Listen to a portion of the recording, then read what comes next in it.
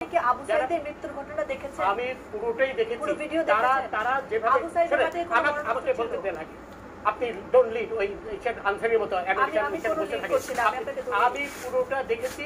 তারা যেভাবে সশস্ত্র হয়ে আক্রমণ করেছে, সেখানে পুলিশের অবশ্যই দায়িত্ব ছিল সেই সশস্ত্র আক্রমণ রোধ করার। বুঝলেন, এটা পুলিশের আইনি দায়িত্ব। আমাদের পেনাল কোড বলেন, আমাদের সিআরপিসি বলেন, সেই পুলিশকে সেই ক্ষমতা দিয়েছে। কারণ পুলিশের দায়িত্ব, অন্যতম দায়িত্ব শান্তি রক্ষা করা। অস্ত্র ছিল, অবশ্যই ছিল। আমি কি অন্ধ মানুষ?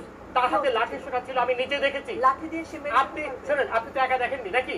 আরো অনেকেই দেখেছে। সেটাই বলছি, আমিও দেখেছি, আমি দেখেছি। যে অবস্থায় শোনেন, ডোন্ট প্লিজ এই ধরনের রাবিশ কথা বলবেন না আমার সাথে রাবিশ কথা বলবেন না। আমিও দেখেছি। উত্তেজিত হবে আপনি আমাকে উত্তেজিত করছেন। আপনি তো তাদেরই পক্ষের লোক বলে মনে হচ্ছে। অবশ্যই আপনি তাদের পক্ষে কথা বলেন। শোনেন, এই যে সবুজ মেয়ে মারা গেল ছাত্রলীগের, তাকে কে মারলো?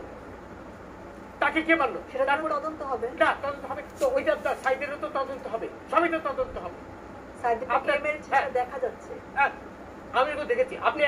আপনি আমাকে বোঝানোর চেষ্টা করছেন যে আমি দেখিনি নাকি? এই ধরনের রাবিশ কথা আমার সাথে বলবেন না, রাবিশ কথা বলবেন না। আমি কিচ্ছু রাবিশ বলছি? অবশ্যই রাবিশ কথা বলছেন, অবশ্যই রাবিশ কথা বলছেন।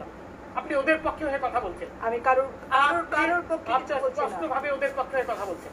আমি নিরপেক্ষ। আপনি মোটেও নিরপেক্ষ নন।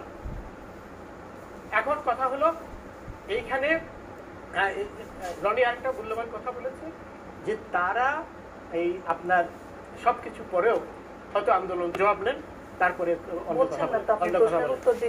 আপনার প্রশ্ন আমার প্রশ্নের উত্তর পাননি, অথবা আমার প্রশ্নের উত্তর বোঝার মতন মেধা আপনার নেই। আচ্ছা, এখন কথা হলো, হাসবেন না প্লিজ, ডোন্ট লাফ এট মি। আচ্ছা, এখন কথা হলো যে সুপ্রিম কোর্ট কি রায় দেবে সেটা তো আমরা বলতে পারি না। কারণ সুপ্রিম কোর্ট নিশ্চিতভাবে ব্ল্যাকমেইল হবে না। সুপ্রিম কোর্ট নিশ্চয়ই